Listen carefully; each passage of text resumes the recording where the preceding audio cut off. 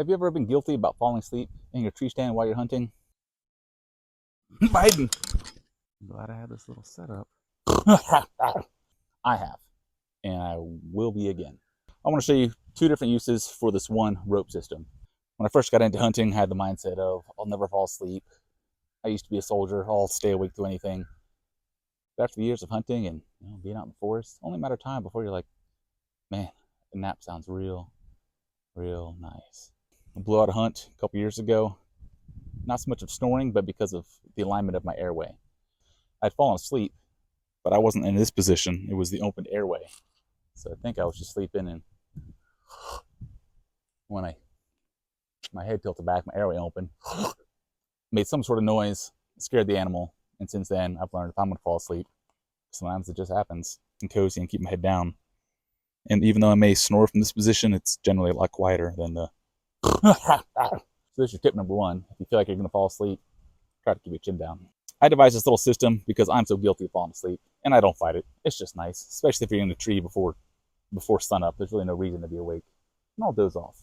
My fear is, and this has almost happened, that I'll fall asleep, have some sort of funny, crazy, scary dream, kick up, and knock my bow or my gun off my stand.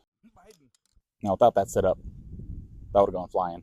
Is this still going to make noise? But sometimes, yeah, it will. Things will clank, but at least I have my weapon still with me. Tip number two, I want to show you a quick little rope system. It's 2 actual bites. Pretty simple if you're decent with knots. So here's how the system works, the way I have it set up, and I'll show you here a lot closer in a second. First, let me say, this can work with your bow or your gun. Haven't done it with a crossbow. But with the bow, it works great. I mean, where's it going to go? Or maybe it's gun season. Now, if you ever sling on during gun season, I usually just wrap this around. Now, why am I doing all this? Why don't you just stay awake? I'm not going to. I'm going to fall asleep at some point. I know I will. The type of hunting I do, my personality, my skills, my weaknesses, and where I hunt is generally Appalachian Mountains. I generally don't have enough time, to reach for my gun or my bow from the tree and get a line. Usually it's just popping right in front of me. They're so quiet, or I just fall asleep too much. Either way, I like to have my hunting weapon right here in my lap. Now, if I have a sling on, which I don't recommend because it gets caught on stuff and moving around makes noise, but if you happen to have your sling on, you can just wrap it around your arm and rest right here. Let's say I have no sling. And before I even move forward, I know you're probably thinking, this is a bad idea. I shouldn't be doing this. And I'm not going to disagree. But if you know you may fall asleep, you may as well do something. And if you secure this correctly, it's just going to decrease the risk of a hazard. If this falls and it lands in just the right way, you could be in some pretty big trouble. And also needs to know that guns, the barrel is always heavier, unless there's some sort of off brand that I don't know about, but the barrel's always heavier. So when if it does fall, it's going to fall oriented downward. It's not going to fall this pointed up and me reaching down for it. It'll be pointed down. If I kick this up, there it is. Just to show you how quick and simple it is. You've already seen how effective it is, right? My hands are still available. But you may be asking, isn't that going to take a while to untie? No. Check it out. Ready and go. It's untied. Ready to take action. After doing this, I realized I can actually use this rope system to real quickly and quietly and simply, easily tie and untie my tree stand, like from a stored position. First, let me give you a close-up look so you can see what's going on. Then I'll actually show you how to tie this yourself. So once I get my tree stand that I'm nice and settled, put my bow or my gun in my lap, I'll get bite number one, put it over my bow and the arrow, create a little bend. This is also called a bite, but that's weird. I keep it simple because you're bending the rope, so I call it a bend. You put your bend through your bite. Then this just goes down here, and your hand goes through it. Give it a little tighten it up just a little bit.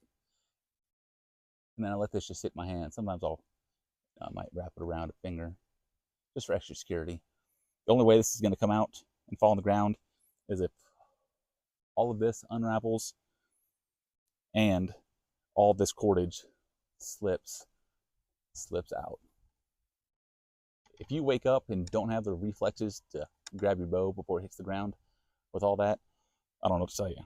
All the tension stored from this system, I mean, my hand's open. It shouldn't go anywhere. I'm gonna take the arrow out so you can see better. So when it's time to pick up your weapon, you just let go of this, pull your hand out, just pull on that long end just a little bit, and there you go. Then you're ready to pick up and take a shot. But there's two uses. Let me show you the other one, and then I'll show you how to tie this. So now it's time to pack things up. We need to be able to put our tree stand together and take it apart quickly.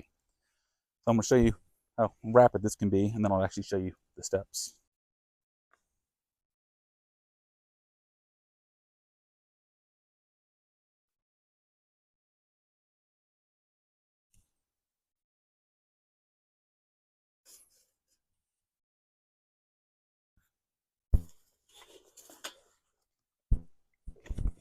I've got my mic right here, so any clanking you're going to hear it quite clearly. And to untie this, you just find the end that's not the bite or bend.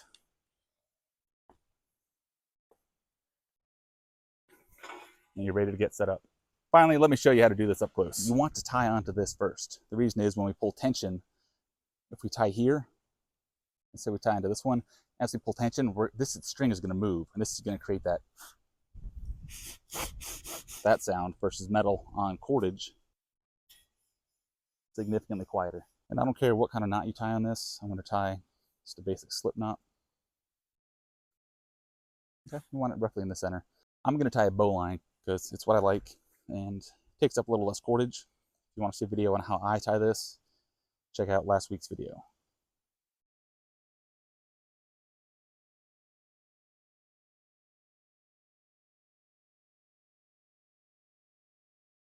So I've got my bowline.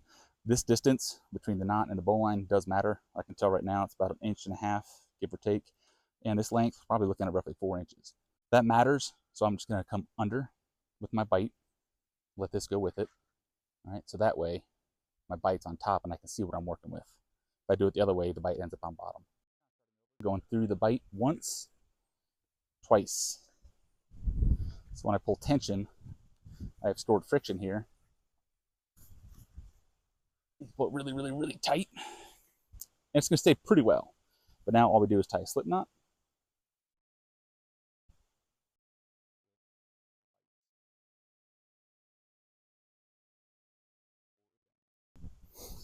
And we're sliding that slip knot all the way down to that double feed.